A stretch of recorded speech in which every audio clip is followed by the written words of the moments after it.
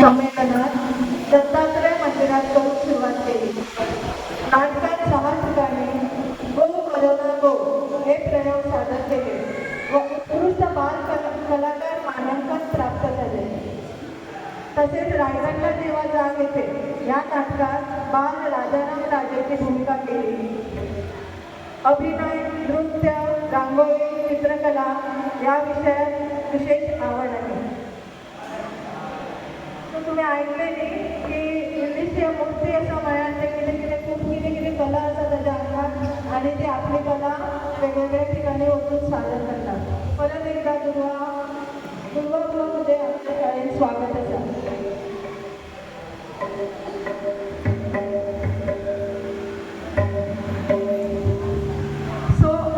तुम्ही दुर्वाची नवी ओळख तुम्ही पळयले.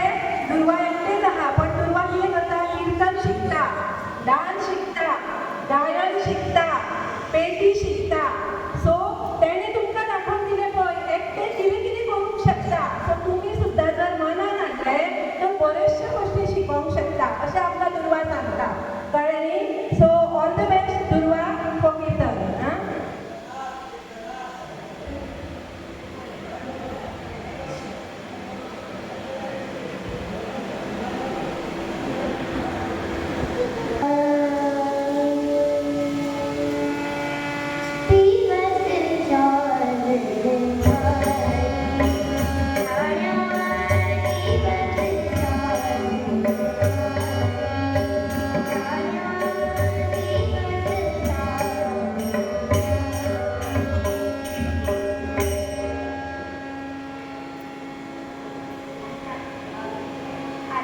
कीर्तनाच्या पद्धतीनुसार मध्यंतरात थोडेसे बदल करू आणि नंतर आखाड्याकडे वळू.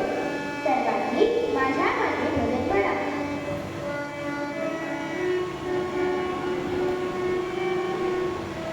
जय गणेश जय गणेश जय गणेश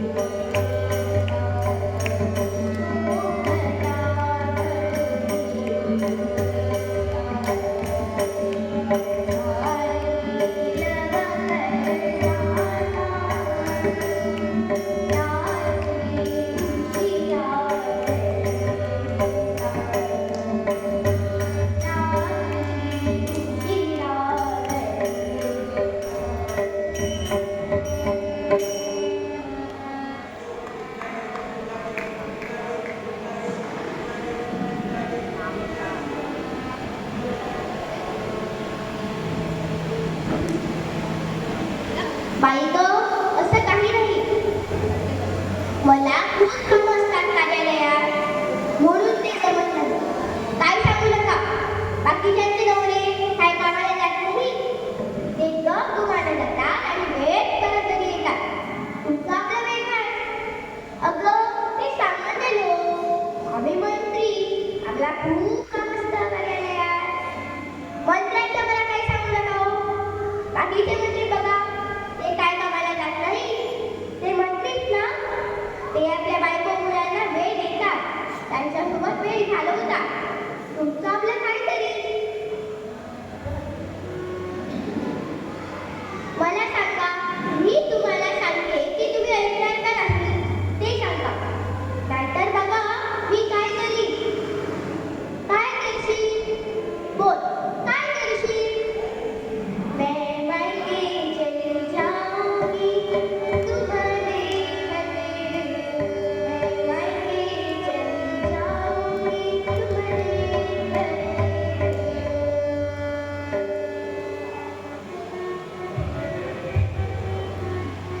असं म्हटल्यावर साहेबांचा राग धड कशी खाली उतरला.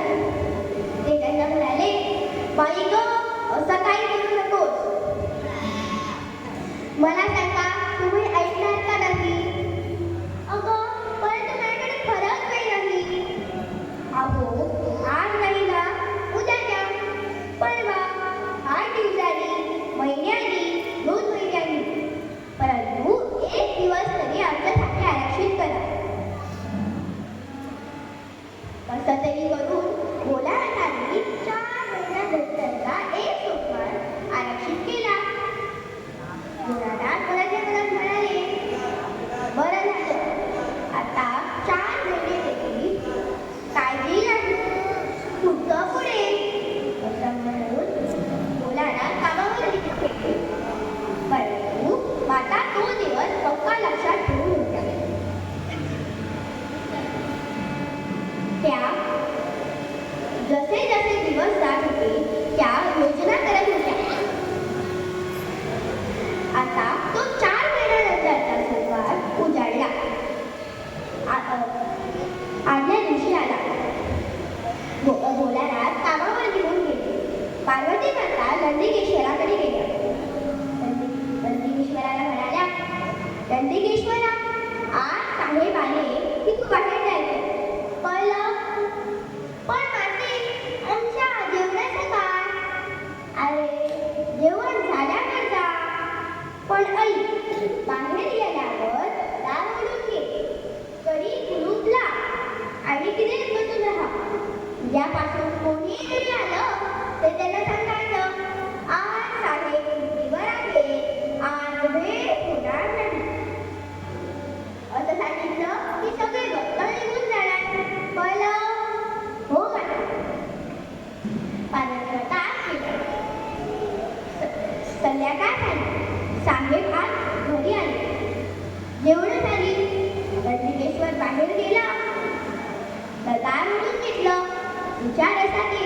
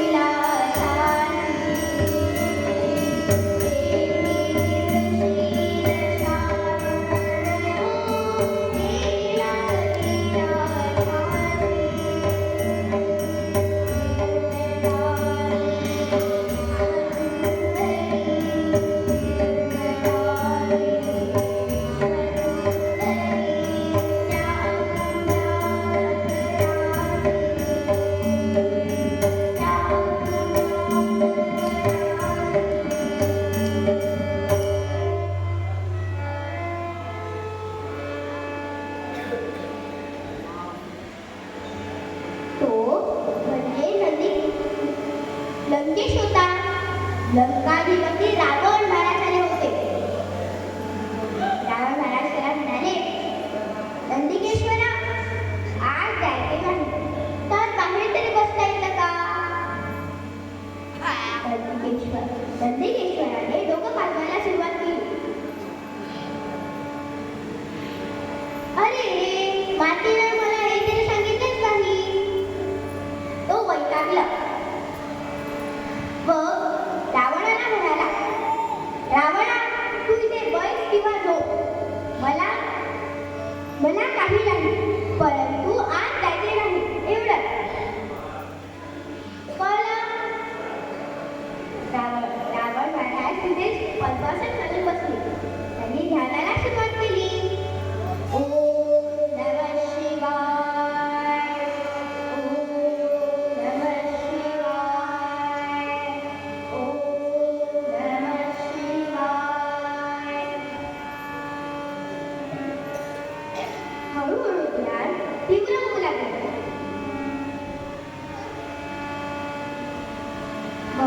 गौरी शक्ती विराज, गौरी शक्ती विराज, शिव सागर राज, शिव सागर राज. गंगा श्री शान, गंगा श्री शान, व्याघ्रांबरामान, व्याघ्रांबरामान, सर्वभूषणवान, आदिदेव महादेव, गौरी शक्ती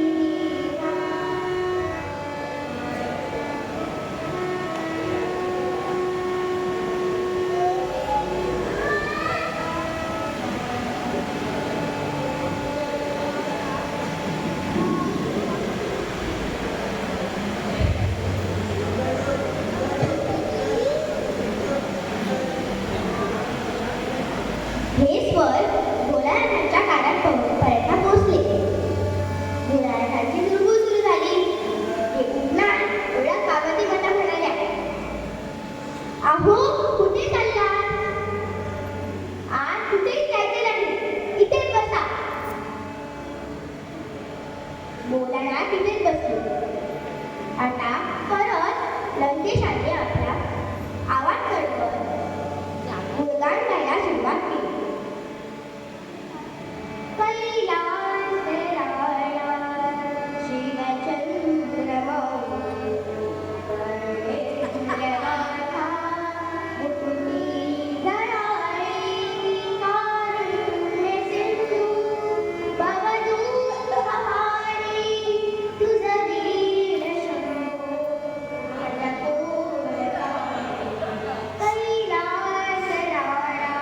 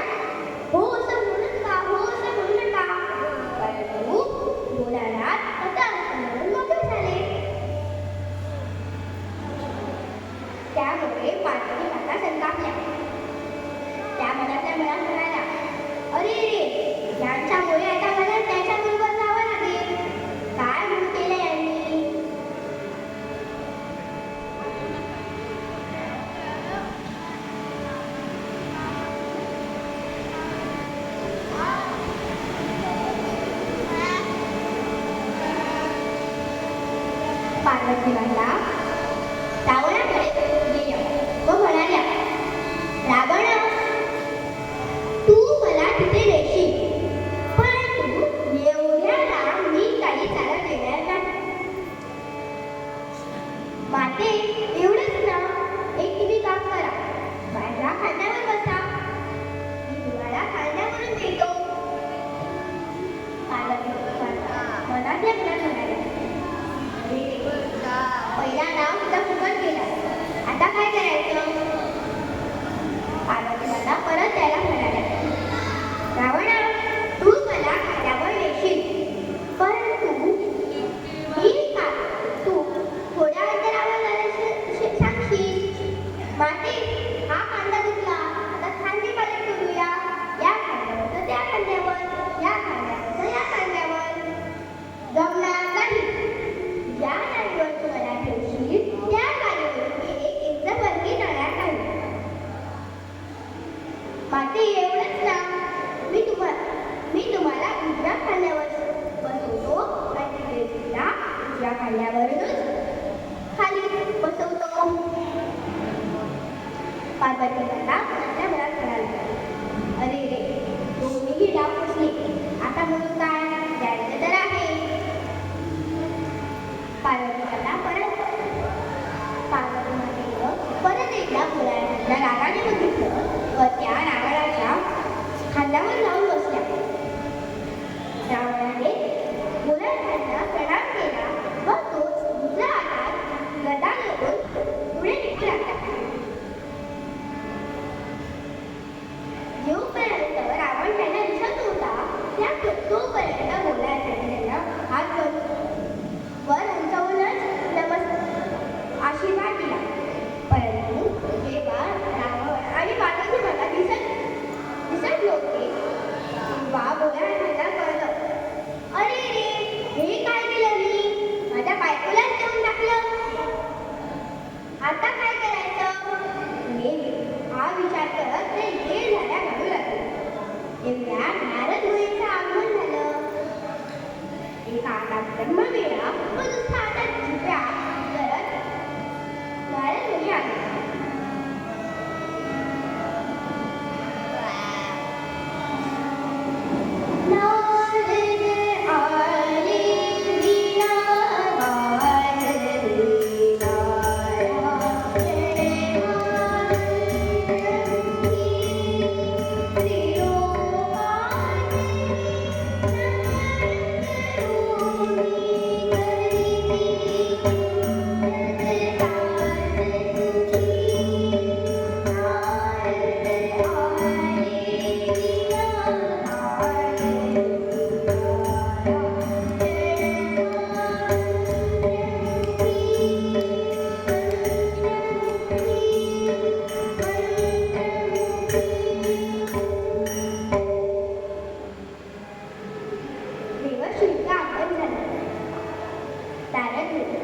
नारद मुनींना भोळ्यासाठी उच्च स्थानावर बसवलं. त्यांची अर्धप्राज्ञांनी पूजा केली. परंतु हे सगळे चालत असताना भोळ्याच्या चेहऱ्यावर हसू होतं. नारद मुनींनी हे पाहिलं की त्यांना म्हणाले, देवा, भगवंता, काय झालं? तुम्ही असे निराश का? काय म्हणू शकू? त्या रावणाने माझी बायको पळवली रे. गेली की गेली? गेली काय? दिली काय? गेली हे तर खरं ना. कृपा कर रे आणि तिला सोडून आण. जमणार नाही. कोणी सांगितलं की तुम्ही सगळं विस्कटून टाकायचं आणि आम्ही निघायचं? जमणार नाही म्हणजे जमणार नाही.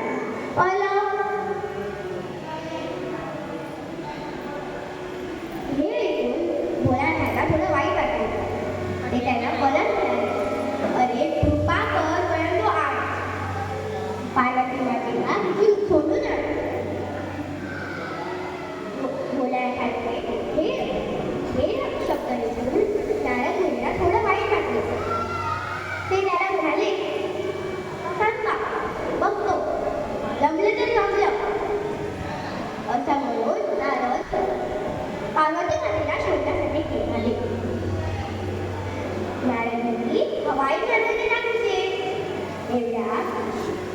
रावण चालत असताना त्यांना दिसला.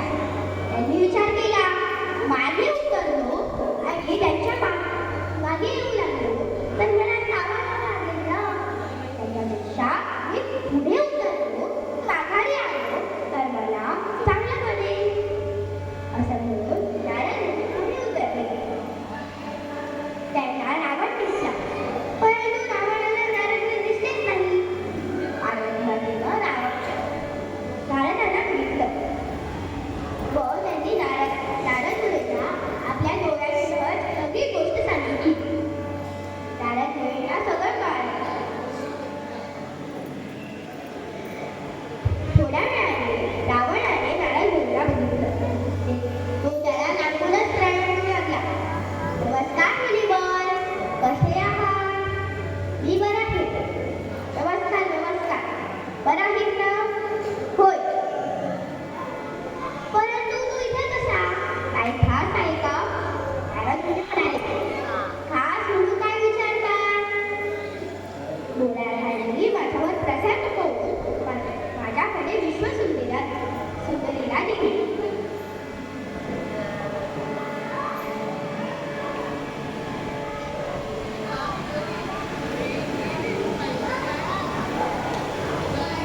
काय म्हणाला? विश्वसुंदरी दिली? मुनीवर, तुम्हाला ऐकू येत नाही का? नाही, मला ऐकू येतं, परंतु तुझं सामना आणि असतं यात गडबड आहे. रावणाला तुला वैताग आला, परंतु तुला ऐकायला कसा यायला नाही? एक सांगतो ना, तुझा सामना आणि असण्यात गडबड आहे. नारद मुनी म्हणाले, परंतु ती जगतसुंदरी आहे तरी कुठे? नारद मुनींचं हे बोलणं ऐकून रावणाला वैताग आला. अहो, तुम्हाला दिसतही नाही आणि ऐकायलाही येत नाही. अहो, मी जगतसुंदरीला माझ्या खांद्यावर बसवलंय, हे साधं तुम्हाला दिसत नाही? अरे, मी सांगितलं ना, बसावं आणि बसणं यात गडबड आहे. तुला अजून कसं कळत नाही?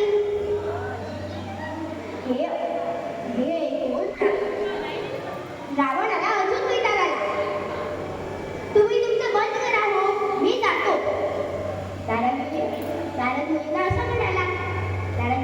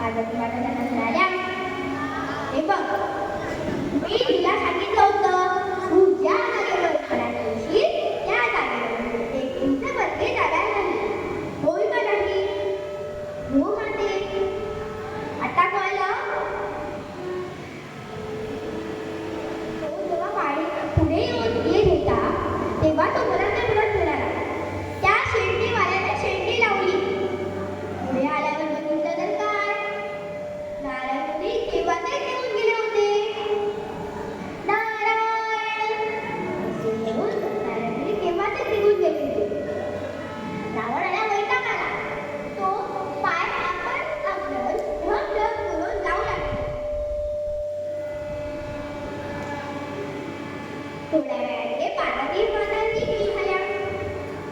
त्याने वर पाहिलं. त्या वनामध्ये मोठा वृक्ष होता. त्या वृक्षाखाली त्या बसल्या व त्यांनी ज्या माणसाने आपल्या भक्तासाठी आपल्या बायकोला देऊन टाकलं अशा माणसाकडे मी केव्हा जाणार नाही असा विचार करून त्या त्यांच्या वृक्षाखाली बसून त्यांना रक्षण करण्यासाठी म्हटले.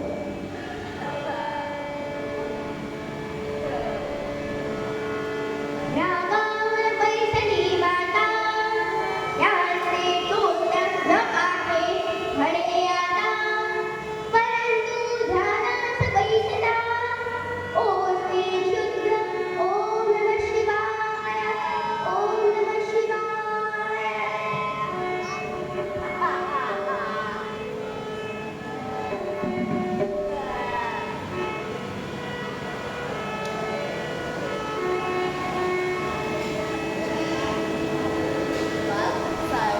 पार्वतीमाता धाडस्त बसल्या. आता तिथे गोळ्या झालेल्या पार्वतीमातेची काळजी होऊ लागली. ते काय करत असणार हे पाहण्यासाठी नंदिकेश्वराला त्यांनी बोलवलं. सांगितलं, पार्वतीमाता कुठे आहे ते शोधून आण आणि इथे आण. पार्वतीमातेला शोधण्यासाठी नंदिकेश्वर तिथे गेला. नंदिकेश्वराला एका वृक्षाखाली पार्वतीमाता दिसल्या. ते त्याला म्हणाल्या, म्हणाला, पार्वती माते साहेबांना खूप पश्चाताप झाला.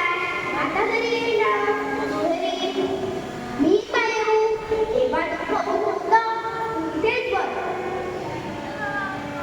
नंदिकेश्वराचा गाड्या झाला. इथेच बसल्या. तडके उडाणाची फिरून परत सुरू झाली.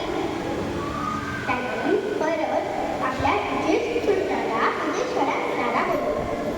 त्याला सांगितलं, बाळा तुझ्या आईला शोधून आण. गणाने आपल्या बाबांना प्रणाम करून तो निघाला. त्याला वाटे एका वृक्षाखाली आपली आई दिसली. आईला म्हणाला तो, आई बाबांना खूप त्रास झालाय. तू ये ना कधी. काय सांगू नकोस. तू इथेच बस. त्या माणसाकडे कधीच जायचे नाही. ज्या माणसाने आपल्या भक्तासाठी आपल्या बायकोला देऊन टाकलं अशा माणसाकडे मी केव्हा जाणार नाही. इथेच बस. असा म्हणून पार्वती माता त्यांना ओळखू लागली. सदानंदाचा पिता नाराज झाला.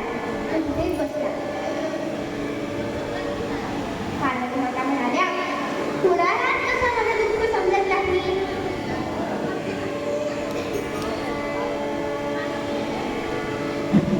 थोडा आहे मम दुःख जाणणारा, कशा काही वेद करणारा. तरी माझे ना दुःख त्यास काही. तरी माझे ना दुःख त्यास काही. कशा काही वेद करते. कशा काही वेद करते.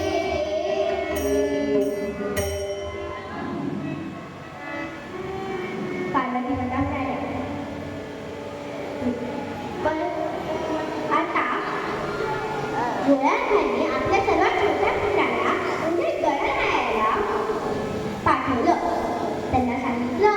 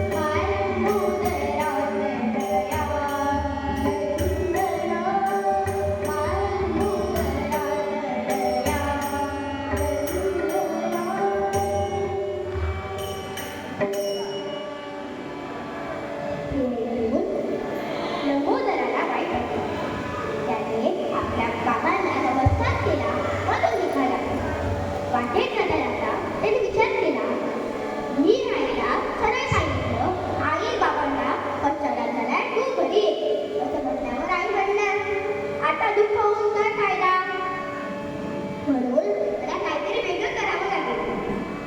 त्याने खोटी सुचवली. ते निघाले. थोड्या वेळाने एका वृक्षाखाली त्याच्या मानवी वाटा दिसल्या. आणि त्या नुकतीच प्रमाणे तिथेच बसली व रडू लागली. त्यावर पार्वती माता धावत गेल्या.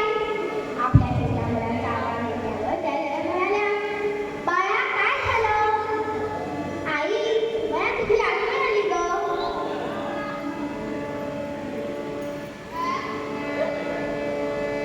आई गं, आठवण तुझी. आई गं, आठवण तुझी. असं म्हटल्यावर पार्वती माता म्हणाल्या, परंतु बाबा घेतात ना जवळ. बाबा घेतात ते जवळ, परंतु त्यांच्या दाढीचे कुंड लागतात.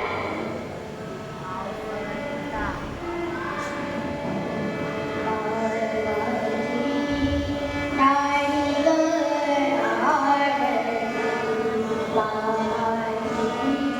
दाढी गं, यास्तव आलो येथे. आई गं, आठवण तुझी. आता लंबोदर म्हणाला. असं म्हटल्यावर पार्वती म्हणते, लंबोदराला खुशी घेतलं व त्या परत ध्यानस्थ बसल्या. थोड्या वेळ बसता गप्प बसले, परंतु नंतर विचार केला, असंच बसून काय फायदा? बुवांचं कीर्तन संपायला हवं ना. त्याच्यामुळे त्यांनी परत